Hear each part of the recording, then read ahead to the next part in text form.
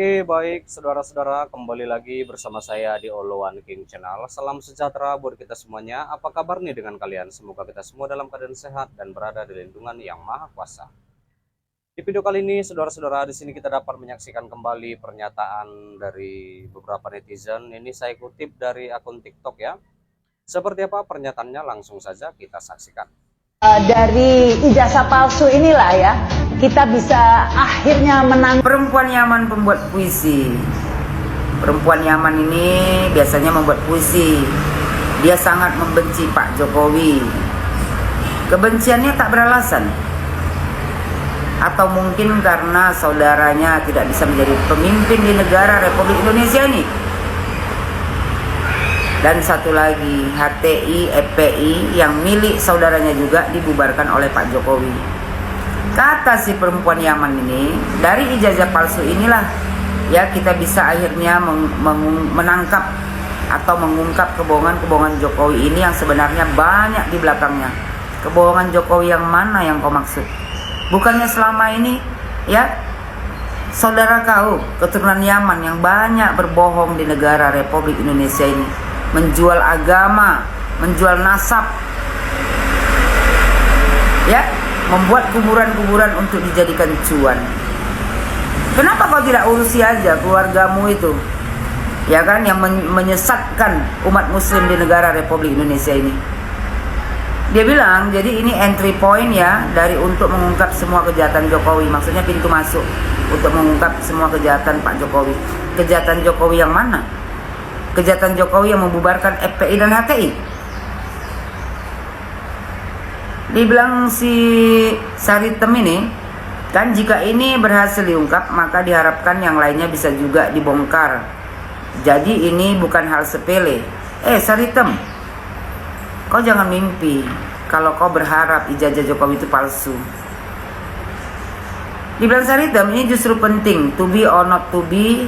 Ini ijazah palsu. Itu penting bagi kau yang percaya bahwasanya ijazah Jokowi palsu. Jangan berhalusinasi terlalu tinggi kau Saritem. Sadar diri, ya kan, kau tuh hanya menumpang di negara kami. Kalau ijazah palsu ini gagal dituntaskan, kemudian ternyata yang menang Jokowi dengan cara ya dibantu oleh pihak kepolisian, maka ya kita bisa kehilangan harapan untuk bisa mengungkap apalagi mengadili Jokowi. Kau menuduh pihak kepolisian, ya kan, seolah-olah pihak kepolisian berpihak pada Jokowi.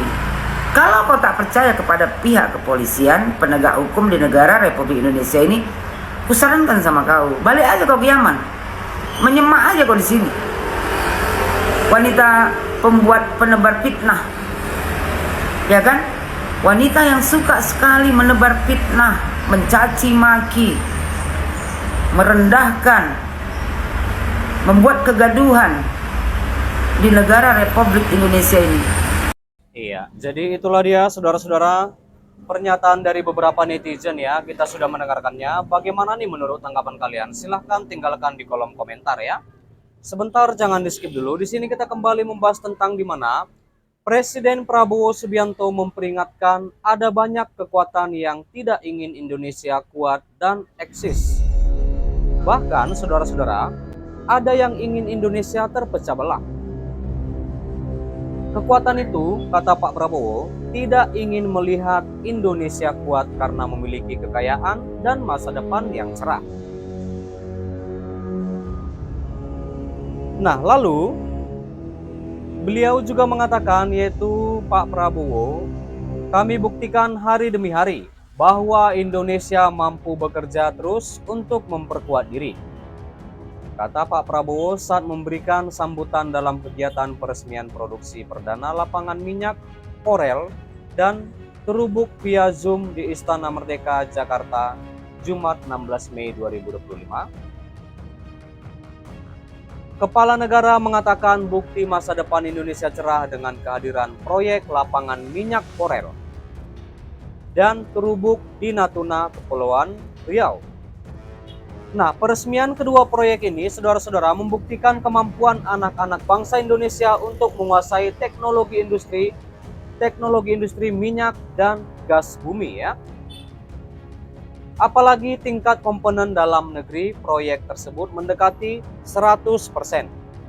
Di era sekarang menguasai teknologi khususnya di bidang ekonomi adalah masa depan suatu bangsa, kata Ketua Umum Partai Gerindra tersebut yaitu Pak Presiden Prabowo Subianto. Nah, Prabowo juga mengklaim kedua proyek itu merupakan peresmian pertama di bidang lifting minyak dan gas pada masa pemerintahan baru. Peresmian ini juga sebagai upaya mencapai swasembada energi nasional. Kedua proyek ini menjadi tonggak penting, tonggak bersejarah dan upaya kita bersama untuk mencapai swasembada energi nasional. Lanjut Pak Prabowo. Lalu bagi Prabowo, swasembada energi nasional penting bagi kemerdekaan bangsa. Bila Indonesia mampu mencapai swasembada energi, pemerintah akan menghemat puluhan miliar. Itu puluhan miliar Amerika Serikat ya, saudara-saudara. Dan penghematan uang itu membuat ekonomi Indonesia kuat dan dapat dimanfaatkan untuk masyarakat. Menteri Energi dan Sumber Daya Mineral yaitu Bahlil Lahadalia itu kan sebelumnya mengatakan pemerintah akan meresmikan sumur minyak di Natuna, saudara-saudara, itu di Kepulauan Riau, di mana untuk menggenjot lifting minyak. Dan besok kan ada peresmian di Natuna untuk peningkatan lifting kita, kata Bahlil di Istana Kepresidenan, itu di Jakarta Kamis 15 Mei 2025. Lalu Bahlil juga mengatakan sumur minyak yang diresmikan akan dikelola oleh Menko Energi ya. Ia mengklaim proyek ini akan menambah 20.000 barel per hari, saudara-saudara. Iya. Baik, sampai sini dulu saudara-saudara berita terkini yang bisa aku sampaikan, di mana kita juga sudah mendengarkan pernyataan dari beberapa netizen yang saya kutip dari akun TikTok, dan juga kita sudah membahas tentang di mana Prabowo sebut banyak kekuatan ingin Indonesia terpecah belah. Dan terima kasih juga buat saudara-saudara yang sudah menonton, yang sudah support aku. Terima kasih. Jangan lupa di like, berikan komentar kalian di bawah, dan please share video ini dan subscribe dan nyalakan loncengnya. Terima kasih.